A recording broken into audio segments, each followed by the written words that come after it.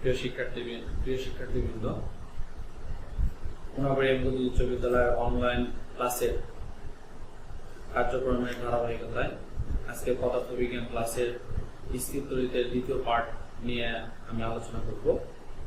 আমাদের প্রথম পার্টে স্থির তড়িৎ বিষয়ে আমি মোটামুটি ব্যাখ্যা করেছি। আজ আমরা স্থির তড়িৎ বিষয়ে দ্বিতীয় পার্টে আলোচনা করব। দ্বিতীয় পার্টের মধ্যে আজ আমরা শিখব আহিতকরণ কি, তারপর শিখব তড়িতাবেশ কি, তারপর শিখব তড়িৎ প্রাবল্য কি, তারপর শিখব তড়িৎ বিভব কি, তারপর শিখব তড়িৎ বল রেখা কি। এগুলো আজকে আমরা শেখার চেষ্টা করব। তো স্টুডেন্টরা তোমরা খুব ভালো করে মনোযোগ সহকারে আজকের লেকচারটা খুব মনোযোগ সহকারে শুনতে চেষ্টা করবে। এটা তোমাদের পরীক্ষায় জ্ঞানমূলক প্রশ্ন অথবা অনুধাবনমূলক প্রশ্নে আসার মতো এই টপিকস গুলা, সুতরাং মনোযোগ দিন। যাই হোক, আমরা এখন শুরু করি। প্রথম স্টেপই হলো আহিতকরণ।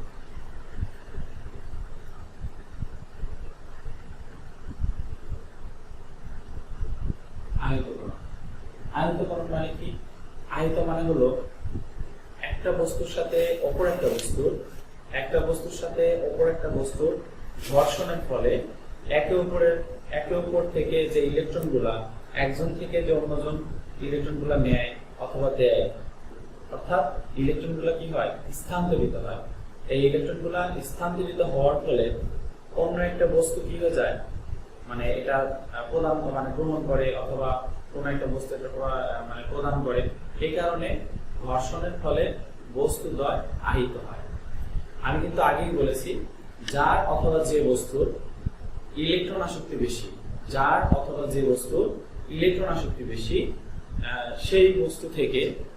সেই বস্তু অন্য বস্তু থেকে ইলেকট্রন গ্রহণ করতে পারে। যেমন ধরে নাও যে আমরা কাচদণ্ড আর রেশমি কাপড়ের কথা চিন্তা করি। কাচদণ্ডের সাথে যদি আমরা রেশমি কাপড়টা যদি আমরা পারস্পরিক ভাবে যদি ঘষি, তাহলে কাচদণ্ড থেকে রেশমি কাপড়ের ইলেকট্রন আসক্তিটা বেশি। রেশমি কাপড়ের ইলেকট্রন আসক্তি যেহেতু বেশি, সেহেতু কাচদণ্ড থেকে রেশমি কাপড়টা ইলেকট্রন আসক্তিটা নিয়ে কি হবে?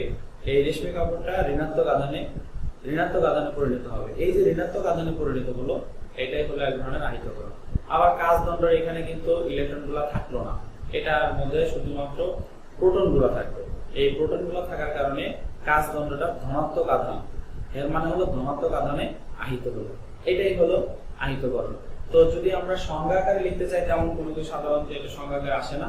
এটা হলো সাধারণত আমরা বিভিন্ন ধরনের সংজ্ঞার মধ্যে যখন বলতে যাব যে বস্তুটা ধনাত্মক আধানে আহিত হয়েছে বা ওই বস্তুটা ঋণাত্মক আধানে আহিত হয়েছে, আহিত জিনিসটা কি সেটা বোঝানোর জন্য আসলে এই টপিকটা করা হয়েছে, যে আহিতকরণের বিষয়টা। ঠিক আছে? তাহলে সোজা কথায় বোঝা গেল যে ইলেকট্রন যে আদান প্রদান করে এক বস্তু থেকে অন্য বস্তুতে, এই ইলেকট্রন আদান প্রদানের ব্যবস্থাটা বা প্রক্রিয়াটাই হলো আহিতকরণ। তাহলে আমরা আহিতকরণ সম্বন্ধে মোটামুটি ধারণা নিতে পারলাম। তাহলে আমরা কি বুঝতে পারলাম? ঘর্ষণের ফলে এক বস্তু থেকে অপর বস্তুতে ইলেকট্রন স্থানান্তরিত হয়। ইলেকট্রন স্থানান্তরিত হয়ে বস্তুদ্বয়কে ধনাত্মক আধান বা ঋণাত্মক আধানে রূপান্তরিত হওয়ার প্রক্রিয়া হলো আহিতকরণ। তাহলে এটা আমরা বিভিন্ন সংজ্ঞা ক্ষেত্রে যেহেতু আহিত শব্দটা উল্লেখ করা থাকে, আহিত শব্দের উল্লেখ করা থাকে, এই জন্য বুঝতে হবে যে আহিত জিনিসটা কি, এটা আমরা করে নিলাম। এখন আমরা আসো 2 নাম্বার আসো, আমরা তড়িতাবেশ বুঝবো। তড়িতাবেশ জিনিসটা কি?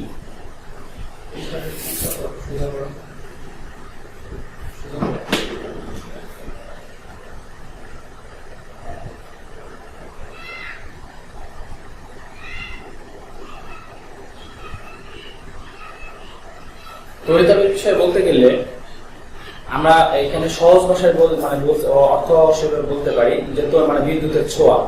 কিন্তু আসলে যদি আমরা একটু সংজ্ঞা আকারে লিখতে যাই, সংজ্ঞা যদি আমাদের বইতে আছে, তো সংজ্ঞার আগে আমরা তড়িতাবেশ বিষয়ে একটু ধারণা নেই। আমি কিন্তু আগে বলেছি যে পাশাপাশি দুইটা বস্তুর মধ্যে বা পাশাপাশি দুইটা বস্তুর পারস্পরিক যে একটা ঘর্ষণ, এই ঘর্ষণের ফলে এক ধরনের আধানের উদ্ভব হয়। সেই আধানটা পজিটিভ হতে পারে, সেই আধানটা আবার নেগেটিভ হতে পারে, যে কোনো একটা আধান হতে পারে। এখন যে কোনো আধান বিশিষ্ট ওই বস্তুটা যে কোনো আধান বিশিষ্ট যখন হবে, যে কোনো আধান বিশিষ্ট হলো, সেটা কিভাবে হলো? এটা হলো বস্তুর আহিতকরণের মাধ্যমে হয়। ঠিক আছে, এই ধনাত্মক আধান বা ঋণাত্মক আধান বিষয়টা কিভাবে হয় আমরা বুঝতে পারলাম বস্তুর আহিতকরণের মাধ্যমে হয়ে থাকে। এখন মনে করো আবেশের বিষয়টা, আবেশ বলতে যেহেতু আমরা বলছি ছোঁয়া, মনে করো যে মনে রাখা দরকার যে আমরা আহিত বস্তু একটু আগেই কিন্তু বলছি আহিতকরণ বিষয়টা কি। এখন একটা আহিত বস্তু আর একটা অনাহিত বস্তুর মধ্যে সম্পর্কটা কিরকম ভাবে হইতে পারে, কারণ হলো এই আহিত বস্তু আর অনাহিত বস্তুর মধ্যে সম্পর্কটাই বর্তমান আমাদের তড়িৎ আবেশের সংজ্ঞা হিসেবে দাঁড়াবে, একটু পরেই দাঁড়াবে। তো সেই ক্ষেত্রে একটা আহিত বস্তুকে যদি আমরা একটি অনাহিত বস্তুর সামনে অনাহিত বস্তুর সামনে অথবা ওর সাথে আমি যদি সংস্পর্শ যখন ঘটাবো তখন এই অনাহিত বস্তুটাও কি হয়ে যাবে, আহিত হয়ে যাবে। আবার মনে করো যে একটা জায়গায় একটা আহিত বস্তু রাখা আছে, আমি একটা অনাহিত বস্তু নিয়ে আসলাম, নিয়ে আসা ওর সামনে নিয়ে গেলাম অথবা ওর সাথে এক ধরনের পারস্পরিক একটা সংস্পর্শ ঘটালাম।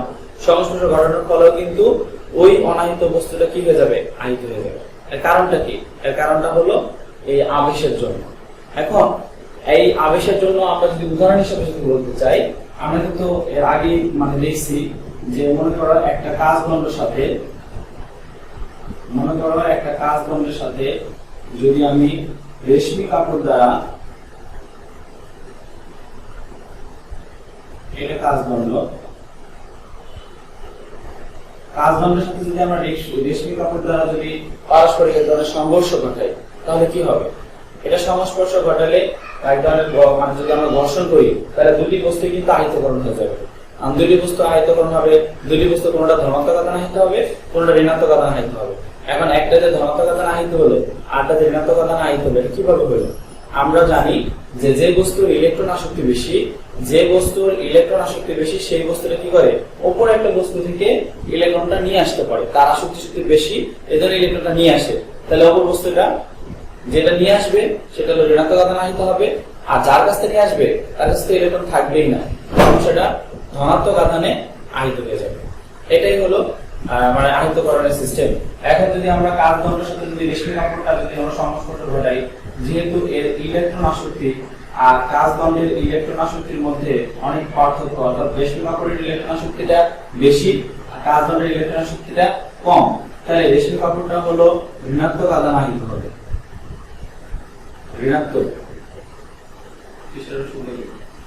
ঋণাত্মক আধানে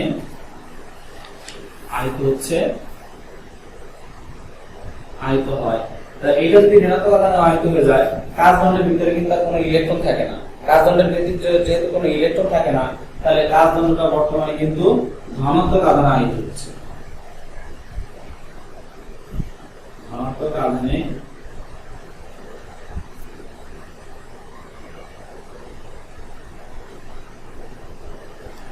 ধনাত্মক আধান আহিত হয়।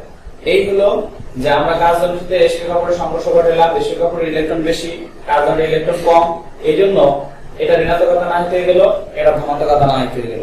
হওয়ার পরে আমরা কি করলাম, এই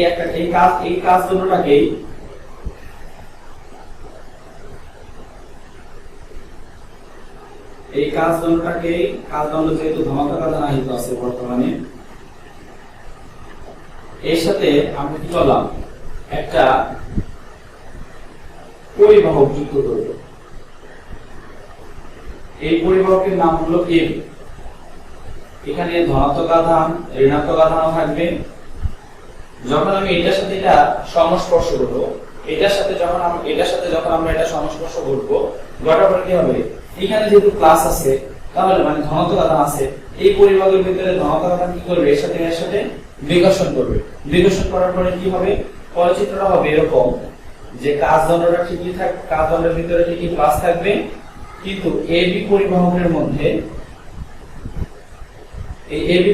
মধ্যে মাইনাস গুলা চলে আসবে আর প্লাস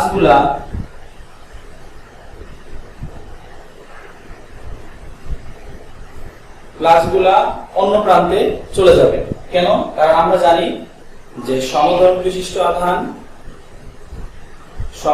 বিশিষ্ট আধান পরস্পরকে হলো বিকর্ষণ করে। সমধর্মী বিশিষ্ট আধান পরস্পরকে হলো বিকর্ষণ করে। বিকর্ষণ করার কারণে কি হয়, এই যে কাজদণ্ডের যে আধানগুলা, আর কাজদণ্ডের আধান বর্তমানে কিন্তু ধনাত্মক, এই ধনাত্মক আধানটা এই এবি পরিবাহকের ধনাত্মক আধান যেটা এখানে আছে এইটা আর এটা কি করবে, বিকর্ষণ হয়ে যাবে। বিকর্ষণ হওয়ার কারণে কি হবে, এবি পরিবাহকের অন্য প্রান্তে মানে হলো বি প্রান্তে ধনাত্মক আধানগুলো চলে যাবে। আর তাহলে ঋণাত্মক আধানগুলো কি হলো, আমরা জানি বিপরীত ধর্মীয় আধান বিশিষ্ট কি করে, পরস্পরকে আকর্ষণ করে। এই জন্য এবি পরিবাহকের এই প্রান্তে এই যে নেগেটিভ বা ঋণাত্মক আধান মানে ইলেকট্রন গুলা এর সাথে এটা আকর্ষণ করবে। তাহলে কি হবে যে এটা এই পাশে, তাহলে এই বি প্রান্তটা এটা কি হয়ে গেল, ধনাত্মক আধান আহিত হয়ে গেল। এই বি প্রান্তটা বর্তমানে কি হয়ে যাবে, এই বি প্রান্তটা বর্তমানে ধনাত্মক আধান আহিত, ধনাত্মক আধানে আহিত হয়। এখন এইটা আমরা কাজদণ্ডটাকে যদি না সরাই, কাজদণ্ডটা না সরিয়ে আমি কি করতে পারি, কাজদণ্ডটা না সরিয়ে কাজদণ্ডটা রেখে দিলাম,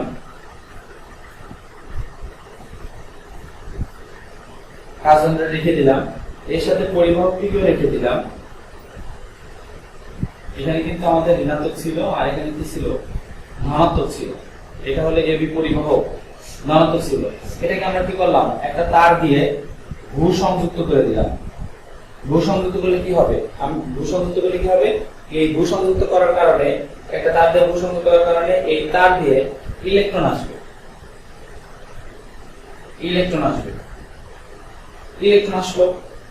আসার পরে কি হবে, এই ইলেকট্রনগুলা এই ধনাত্মক আধানগুলোকে, এই ইলেকট্রনগুলা এই প্রোটনগুলোকে ভ্যানিশ করে দিবে।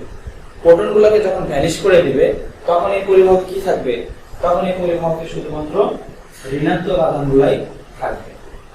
এই পরিবাহক তখন শুধুমাত্র ঋণাত্মক আধান থাকবে। এটা বর্তমানে এখন এই পরিবাহকের মধ্যে শুধুমাত্র ইলেকট্রন অবস্থান করতেছে, অন্য কিছু কিন্তু অবস্থান করতেছে না। আর এই যে এখানে যে আমরা মানে স্থানান্তরিত করলাম, এই স্থানান্তরের মধ্যে কিন্তু নতুন করে ইলেকট্রনও আসে নাই, আবার আমরা এখানে কিন্তু ইলেকট্রন কিন্তু বৃদ্ধিও পাই নাই। এখানে যতগুলো ইলেকট্রন ছিল, যতগুলো প্রোটন ছিল, সবগুলো এখানে আছে। আমরা কি এখানে নতুন করে কোনো ইলেকট্রন কখনোই যোগ হবে না, নতুন করে কখনোই এখানে ইলেকট্রনটা যোগ হবে না, এটা মনে রাখতে হবে। তাহলে আমরা এখানে কি করলাম, আমরা এবি পরিবাহকটি হলো ঋণাত্মক আধানে আহিত করলাম।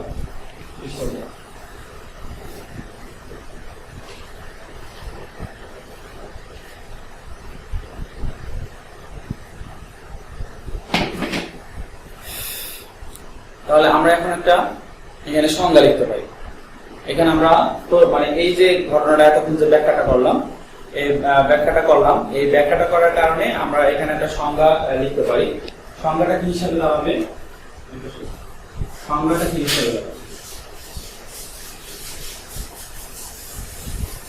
সংজ্ঞাটা হলো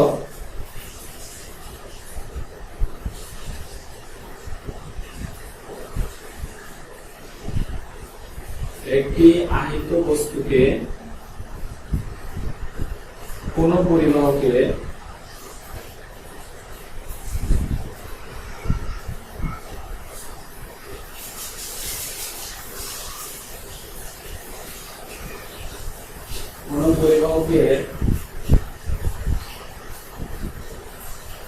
নিকটে রেখে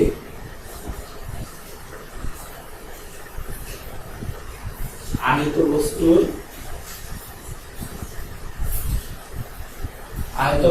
প্রভাবে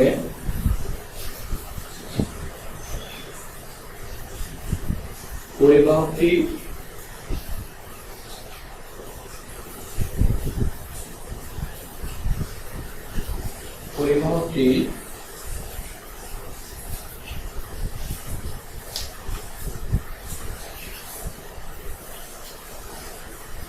আহিত করার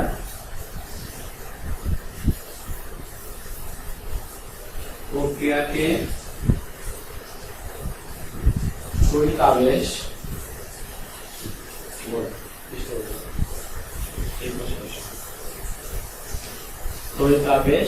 বলে।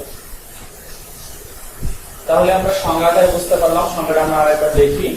একটি আহিত বস্তুকে কোন পরিবাহকের নিকটে রেখে আহিত বস্তুর প্রভাবে পরিবাহকটি আহিত করার প্রক্রিয়াকে তড়িতাবেশ বলে। তাহলে সংজ্ঞা অনুযায়ী এতক্ষণ আমরা যে ব্যাখ্যাটা করছি সেই ব্যাখ্যাটা আমাদের এখন সংজ্ঞা আকারে দাঁড়িয়ে গেছে। আমরা কিন্তু ব্যাখ্যাও দিচ্ছি এটা, আবার একটা সংজ্ঞা বলে দিলাম। এখানে আছে তড়িৎ, এর পরের অপশনটা আছে তড়িৎ প্রাবল্য। এখন তড়িৎ প্রাবল্য বোঝার আগে আমাদেরকে একটু তড়িৎ ক্ষেত্রটা বুঝতে হবে। তড়িৎ ক্ষেত্র জিনিসটা আমরা তড়িৎ ক্ষেত্র সংজ্ঞাটা একটু লিখে তারপর আমরা এটা কাজ করব। তড়িৎ ক্ষেত্র বিষয়টা কি? তড়িৎ মানে তো আমরা জানি যে তড়িৎ ক্ষেত্র বলতে আমরা জানি যে বিদ্যুৎ। তড়িৎ ক্ষেত্র মানে আমরা জানি যে বিদ্যুৎ।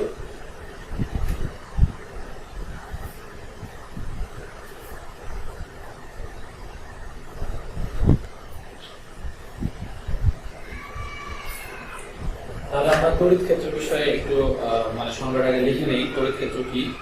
তড়িৎ ক্ষেত্র সংজ্ঞাটা হলো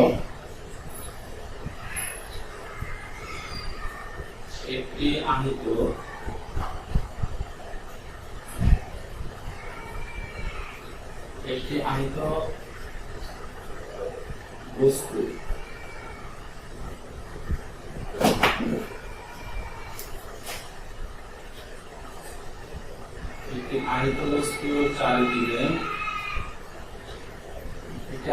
চারিদিকে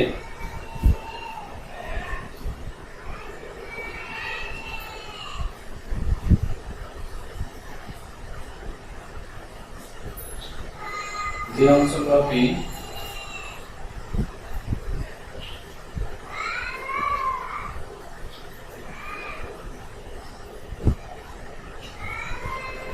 প্রভাব, একটি আয়ত বস্তুর চারিদিকে যে অঞ্চলব্যাপী তার প্রভাব বজায় থাকে তাকে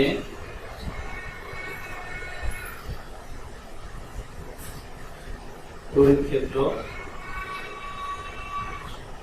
বলে। এটা কিন্তু আমাদের জানতে হবে। এখন এই প্রভাব বলতে জিনিসটা কি বোঝায়? এই প্রভাব মানে আমি যে অঞ্চলের বিষয়ে যার প্রভাব যে থাকবে, মানে ক্ষমতা যেটাকে বলে যে বিভিন্ন জায়গায় বিভিন্ন লোকের ক্ষমতা থাকে, কিন্তু এইখানে একটা আহিত বস্তু চারিদিকে একটা অঞ্চল জুড়ে বা একটা এলাকা জুড়ে যে প্রভাব বোঝায় থাকে। এখানে প্রভাব বলতে কি বোঝায়? প্রভাব হলো যে ওই বস্তুটার ইলেকট্রনের আকর্ষণ অথবা বিকর্ষণ। প্রভাব বলতে সাধারণত ইলেকট্রনের আকর্ষণ বা বিকর্ষণকে বোঝায়। এখন এই তড়িৎ ক্ষেত্রটা আমাদের তড়িৎ প্রবাহ যখন আমরা সংজ্ঞাটা লিখতে যাব তখন আমাদের এই তড়িৎ ক্ষেত্রের জিনিসটা আমাদের অবশ্যই লাগবে। এই জন্য আমরা তড়িৎ ক্ষেত্রের সংজ্ঞাটা আগে লিখে দিলাম। এখন আমরা তড়িৎ প্রাবল্যের সংজ্ঞাটা এখানে লিখব।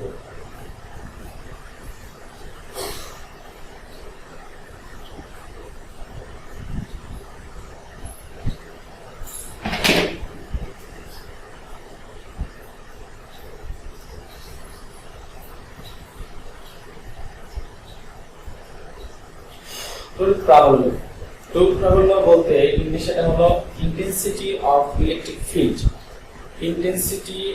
Electric field. এটা হলো তড়িৎ প্রাবল্যর মানে ইংরেজি শব্দ। তো প্রাবল্য বলতে সাধারণত ক্ষমতাটাই বোঝানো হয়, যে ক্ষমতাটা ইলেকট্রনে কতটুকু আকর্ষণ করতেছে অথবা কতটুকু বিকর্ষণ করতেছে, কার কারণে করতেছে, এই ধরনের ক্ষেত্রে এটা ব্যবহার করা হয়ে থাকে। যে সংজ্ঞা অনুযায়ী যদি আমরা লিখতে যাই, বইতে সংজ্ঞা যদিও আছে, সংজ্ঞা অনুযায়ী যদি আমরা লিখতে চাই,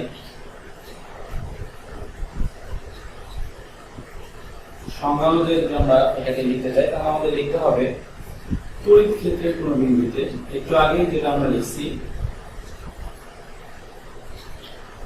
তড়িৎ ক্ষেত্রে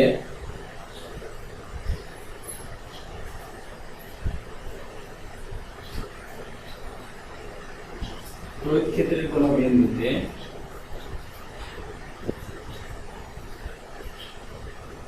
একটি একক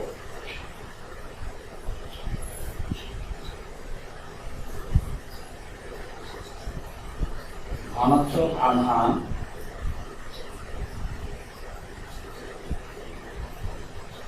স্থাপন করলে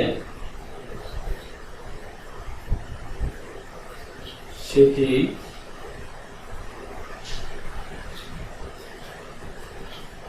যে বল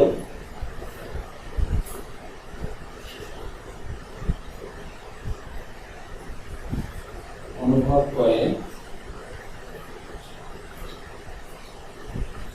তাকে ওই বিন্দুর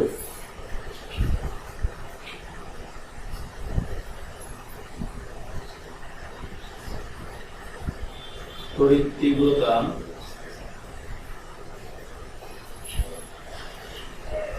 বা প্রাবল্য বল। তাহলে আমরা সংজ্ঞানুযায়ী কি লিখতে পেলাম? সংজ্ঞানুযায়ী লিখতে পেলাম তড়িৎ ক্ষেত্রে কোন বিন্দুতে একটি একক ধনাত্মক আধান মানে হলো +1 কুলম্ব স্থাপন করলে সেটি যে বল অনুভব করবে মানে ফোর্স যতটুকু বল অনুভব করবে তাকে ওই বিন্দুর তড়িৎ তীব্রতা বলে।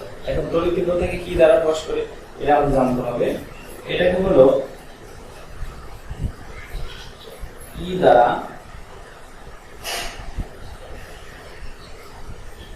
প্রকাশ করে। এককটা কি? অঙ্ক করতে গেলে অবশ্যই আমাদের এখানে একক জানতে হবে। এককটা কি?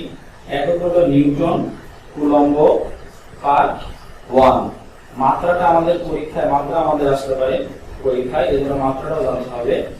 মাত্রাটা হলো ই সমান M L T M L T inverse 3 I inverse 1।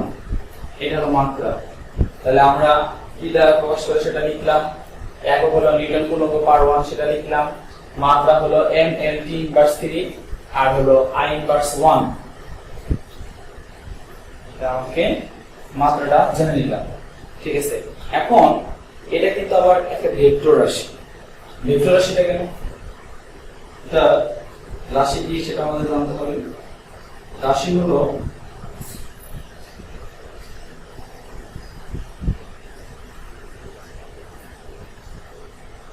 Vector রাশি। আচ্ছা, ভেক্টর রাশিটা কেন? এর কারণটা হলো যে আমরা জানি যেসব রাশির মান ও দিক দুটোই আছে ওই রাশিটা হলো ভেক্টর রাশি। তাহলে এই তড়িৎ ক্ষেত্রের মানও আছে আবার এই তড়িৎ ক্ষেত্রের দিকও আছে। দিকটা কোন দিকে?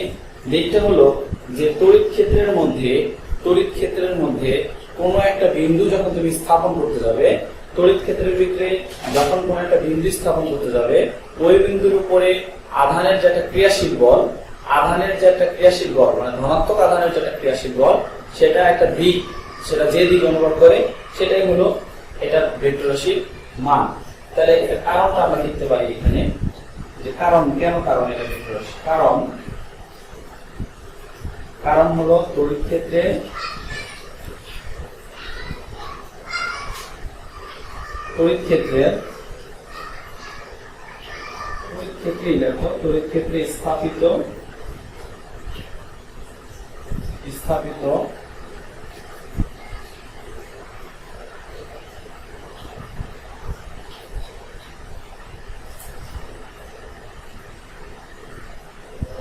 স্থাপিত তড়িৎ ক্ষেত্রে স্থাপিত ধনাত্মক আধানের উপর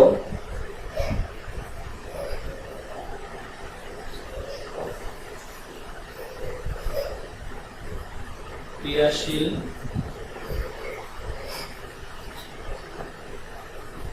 বলে। তাহলে এটা কেন ভেক্টর রাশি? কারণ এটা নিশ্চয়ই একটা মান আছে সেটা আমরা জানি, আর একটা দিক যেতে থাকতে হবে। দিকটা হলো তড়িৎ ক্ষেত্রে স্থাপিত। তুমি যখন কোন একটা বিন্দু স্থাপন করতে যাবে ওই বিন্দুটা ধনাত্মক আধানের উপর ক্রিয়াশীল থাকতে হবে। ক্রিয়াশীল সেটা উপর দিকে হইতে পারে, বাম দিকে হইতে পারে, ডান দিকে হইতে পারে, যে কোনো একটা দিকে হবে সেটা ক্রিয়াশীল বলে দিবে, অর্থাৎ বল যেদিকে দিবে আধানটা ওই দিকেই বসবে। এই জন্য এটা হলো একটা ভেক্টর রাশি, ঠিক আছে। এখন এটা যদি আমরা গাণিতিক ভাবে যদি প্রকাশ করতে চাই, গাণিতিক ভাবে সংজ্ঞাটাকে আমরা যদি গাণিতিক ভাবে প্রকাশ করতে চাই তাহলে কিভাবে লিখবো জানতে হবে আমাদেরকে।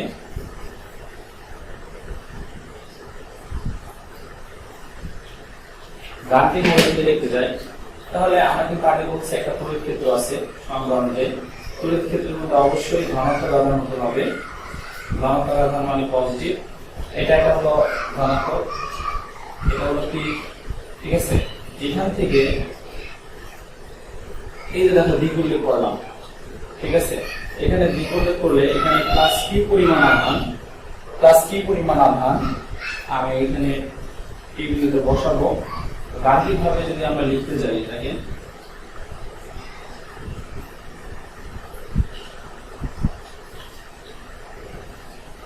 গাণিতিক ভাবে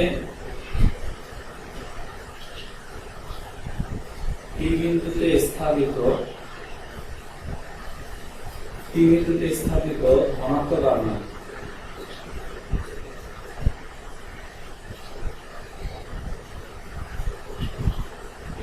স্থাপিত ধনাত্মক আধান টি যদি এফ বল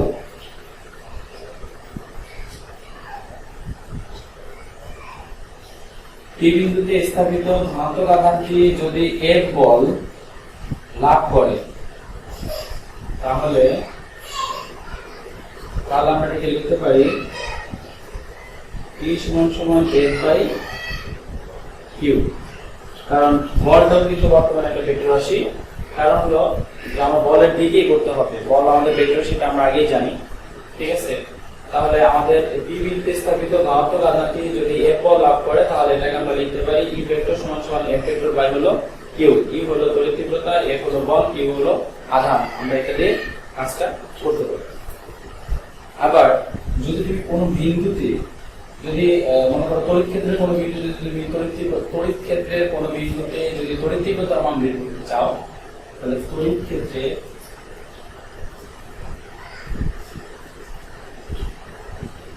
কোনো বিন্দুতে তড়িৎ ক্ষেত্রে কোনো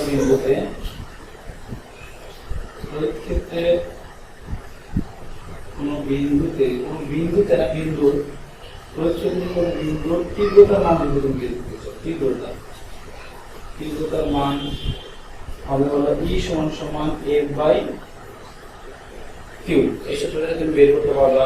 আবার তড়িৎ ক্ষেত্রে কোনো বিন্দুর যদি বলের মান নির্ণয় করতে চাও, তাহলে আমরা লিখবো এফ সমান কিউ ই। আর তুমি তড়িৎ ক্ষেত্রে কোনো বিন্দু যদি আধানের মান নির্ণয় করতে চাও, তাহলে কিউ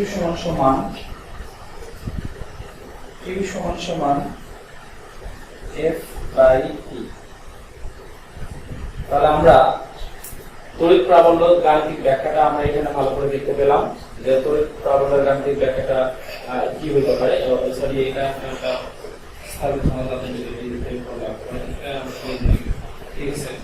তড়িৎ ক্ষেত্রে কোনো তীব্রতার মান এটা, তড়িৎ ক্ষেত্রে কোনো বিন্দুর বলের মান হলো এফ সমান কিউ ই, তড়িৎ ক্ষেত্রে কোনো বিন্দুর আধানের মান হলো কিউ সমান এফ বাই ই। এটা হলো আমাদের তড়িৎ প্রাবল্য।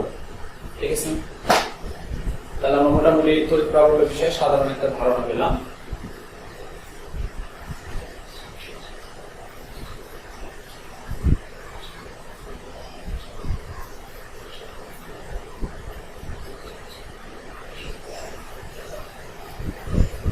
এখন আমরা তড়িৎ বিভব বোঝার চেষ্টা করব।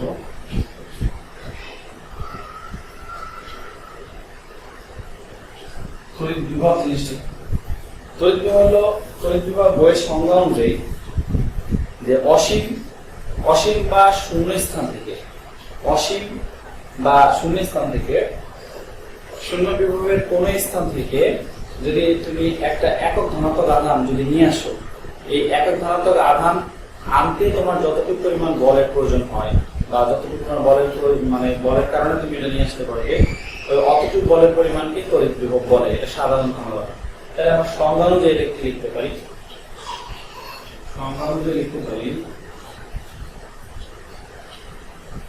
অসীম বা শূন্য বিভবের বিভবের অসীম বা শূন্য বিভবের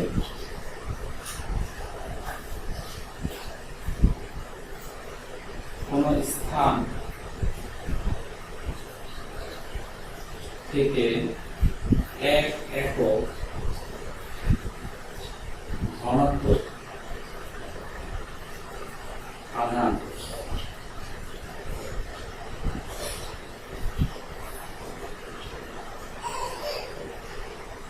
এক একক ধনাত্মক আধান তড়িৎ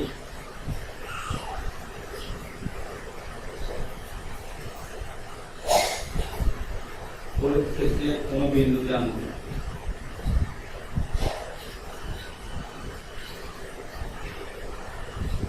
তড়িৎ ক্ষেত্রে কোন বিন্দুতে আনতে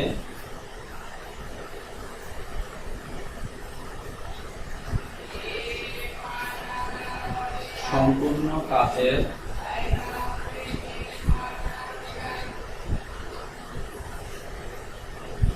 পরিমাণকে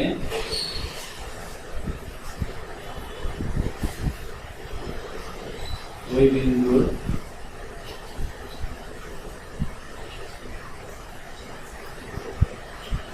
তড়িৎ প্রভাব বলে। কি দ্বারা প্রকাশ করে? একে ভি দ্বারা প্রকাশ করে।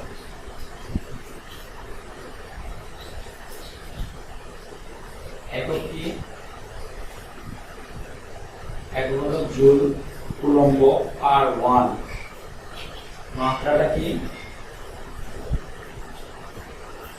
মাত্রা হলো M L T inverse C I inverse 1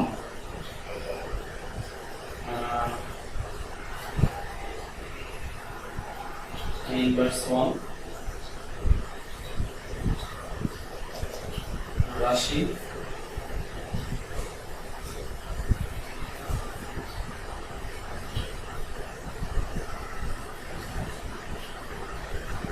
scalar রাশি, কারণ এর কোনো দিক নাই।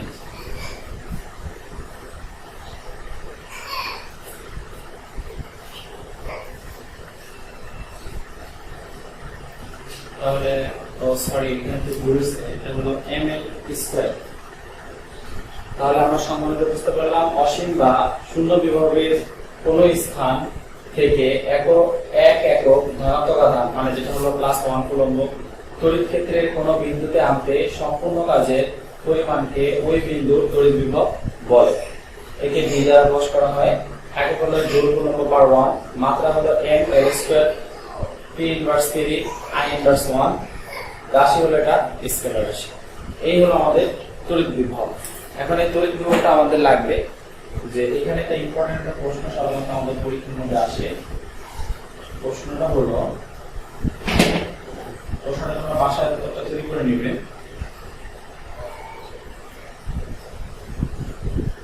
পৃথিবীর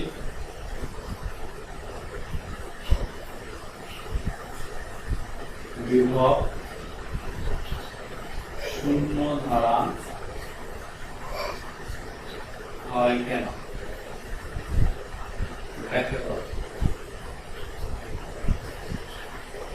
এটা তোমাদের বাড়ির কাজ যে পৃথিবীর বিভব শূন্য ধারা হয় কেন দেখা করো। এখন আমরা তড়িৎ বল ব্যাখ্যা করতে পারি।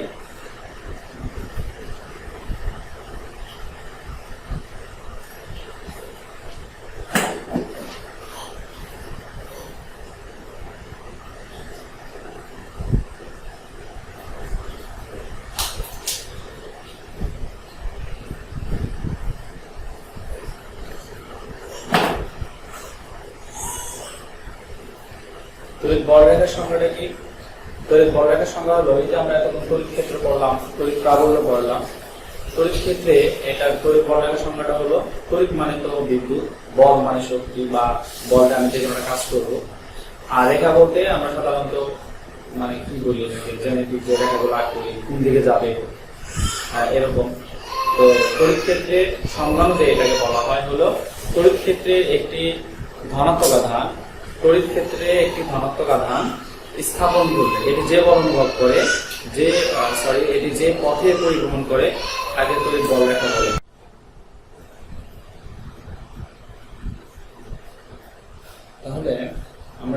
তড়িৎ বলরেখার সংজ্ঞাটা দেখি। তড়িৎ ক্ষেত্রে একটি একক ধনাত্মক স্থাপন করলে, ধনাত্মক আধান স্থাপন করলে, ধনাত্মক আধান স্থাপন করলে এটি যে পথে পরিভ্রমণ করে মানে যাওয়া আসা করে তাকে তড়িৎ বলরেখা বলে। এটি কি আবিষ্কার করেন? এটা হলো মাইকেল ফ্যারাডে এটি আবিষ্কার করেন। তো যেহেতু তড়িৎ ক্ষেত্রটা আমরা চোখে দেখতে পাই না, এখন তড়িৎ ক্ষেত্রটা যেহেতু চোখে দেখতে পাই না, তাহলে তড়িৎ বলরেখার কথা চোখে দেখা যায়। যেহেতু মোটা চোখে দেখা যায় না, তাহলে এটা বুঝবো। যেমন ধরো যে একটা চুম্বক, এই চুম্বকটা একটা লোহাকে কত দূর থেকে আকর্ষণ করবে সেটা কিন্তু আমরা সরাসরি দেখে বুঝতে পারি। হয়তো বা চুম্বকের আকার দেখে বুঝতে পারি যে এটা এত দূর থেকে আকর্ষণ করতে পারবে, কিন্তু সেই অনুমানটা সঠিক নাও হতে পারে যতক্ষণ না পর্যন্ত আমরা এটা সরাসরি হাতে কলমে বা ব্যবহারিকভাবে প্রমাণ করে না থাকি, ততদিন কিন্তু হয় না। ঠিক একই রকম ভাবে তড়িৎ বলরেখাটাও একই রকম, যে তড়িতের যে শক্তিটা তড়িৎ ক্ষেত্রের কতটুকু মানে এলাকা জুড়ে আছে সেটা সরাসরি হাতে কলমে যদি না করা হয় তাহলে বুঝে যায় যে তড়িৎ ক্ষেত্র কতটুকু আর তড়িৎ ক্ষেত্রের বলের রেখাটা কত দূর পর্যন্ত ছড়িয়ে আছে। তবে তড়িৎ ক্ষেত্রের বলের রেখাটা ছড়িয়ে থাকুক বা তার আকর্ষণ বিকর্ষণ কিরকম ভাবে হতে পারে, কতটুকু মতো যাওয়া যেতে পারে, সেটা সাধারণ একটা চিত্রের মাধ্যমে আমরা দেখতে পারি। বা আপাতত এখানে 4টা নিয়ম দেওয়া আছে। 4টা নিয়ম হলো পজিটিভ চার্জ যখন থাকবে তখন বলরেখা পজিটিভ চার্জ থেকে বের হয়ে যাবে। মানে হলো পজিটিভ চার্জ গুলো হলো এটা চার্জের থেকে মানে প্রোটন থেকে এটা বের হয়ে যাবে, দিক হচ্ছে বাইরের দিকে। নেগেটিভ চার্জের বেলায় নেগেটিভ চার্জ এসে কেন্দ্রীভূত হয়, অর্থাৎ ইলেকট্রন গুলা কেন্দ্রের ভিতরে চলে আসে, মানে দিকটা হলো কেন্দ্রের ভিতরে। চার্জের পরিমাণ বেশি হলে বলরেখা বেশি হয়, যদি চার্জের পরিমাণ যদি অনেক বেশি হয় তাহলে শক্তিটা অনেক বেশি হয়। যেমন ধরো একটা টিভি যদি তুমি চালাতে চাও তাহলে এখানে 60 ভোল্টের দরকার হয়, একটা ফ্যান চালাতে হলে 60 ভোল্টের দরকার হয়, কিন্তু একটা মোবাইল চালাতে কিন্তু 60 ভোল্টের দরকার হয়। যে ডিভাইসের বেলায় যতটুকু বিদ্যুৎ পরিমাণ বা যতটুকু বিদ্যুৎ প্রয়োজন ঠিক ততটুকু পরিমাণে বিদ্যুৎ কিন্তু আমরা ব্যবহার করে থাকি। তো যেখানে আমি চার্জ বেশি দেবো সেখানে তো কাজ বেশি হবে। তো চার্জ বেশি হলে তড়িতের শক্তিটাও বেশি হয়ে যাবে, আর তড়িতের শক্তি বেশি হওয়ার কারণে তড়িতের ক্ষেত্রটা যেটা সেটা বেশি হবে। মনে করো যে যখন তোমার 1 ভোল্ট থাকবে তখন তড়িতের ক্ষেত্রটা মনে করো এতটুকু, যখন তোমার মনে করো 10 ভোল্ট থাকবে তখন তড়িৎ ক্ষেত্র কিন্তু তার এতটুকু থাকবে, সেটা আরো বড় হতে পারে, এত বড় হতে পারে। যাই হোক, পরবর্তী বলরেখা যত কাছাকাছি থাকবে তড়িৎ ক্ষেত্র তত বেশি হবে। বলরেখাগুলো কি আমরা একটু লিখে রাখার চেষ্টা করি। মনে করো 1 নম্বর যেটা পজিটিভ চার্জ হলে বলরেখা পজিটিভ চার্জ থেকে বের হয়, এটা চিত্রটা কিরকম করো? মনে করো এটা পজিটিভ চার্জের বেলায় এটা বাইরের দিকে চলে যাচ্ছে, এটা বাইরের দিকে চলে যাচ্ছে। দ্বিতীয়টা নেগেটিভ চার্জের বেলায় এসে কেন্দ্রীভূত হয়। নেগেটিভ চার্জের বেলায় কি হচ্ছে, এটার দিকটা হলো কেন্দ্রের দিকে, এটা কেন্দ্রের দিকে আসতেছে। পজিটিভ চার্জের বেলায় একটা বের হয়ে আসতেছে, নেগেটিভ চার্জের বেলায় এটা একসাথে হচ্ছে। আর এখানে চার্জের পরিমাণ বেশি হলে বলরেখা বেশি হবে। তার মানে এই যে এই রেখাগুলো নাম দিচ্ছি, এই রেখাগুলো অদৃশ্য বা কাল্পনিক এক ধরনের রেখা, এটাকে বলরেখা বলে। চার্জ যত বেশি হবে এই বলরেখার পরিমাণ তত বেশি হবে। চার্জ যদি বেশি হয় তাহলে বলরেখা বেশি হবে, যে অনেক হবে। ঠিক আছে, এখানে অনেক বলরেখা তৈরি হবে, চার্জ কম হলে বলরেখাগুলো কমে যাবে। আর বলরেখা যত কাছাকাছি থাকলে তড়িৎ ক্ষেত্র বেশি হবে। এই যে বলরেখা এটার মধ্যে কিন্তু অনেক দূরত্ব আছে, তার মানে তড়িৎ ক্ষেত্রটাও কি মানে কম, আর এটার মধ্যে কিন্তু মানে বলরেখাগুলো কিন্তু অনেক কাছাকাছি। তার মানে তোমাকে বুঝতে হবে এখানে তড়িৎ ক্ষেত্রটা অনেক বড় জায়গা জুড়ে অবস্থান করতেছে। তোমাকে এটাও জানতে হবে যে এই পজিটিভ বলরেখাগুলো কিন্তু নেগেটিভ বলরেখার সাথে কিন্তু আকর্ষণ করে, এটা কিন্তু এখানে আকর্ষণ করতেছে।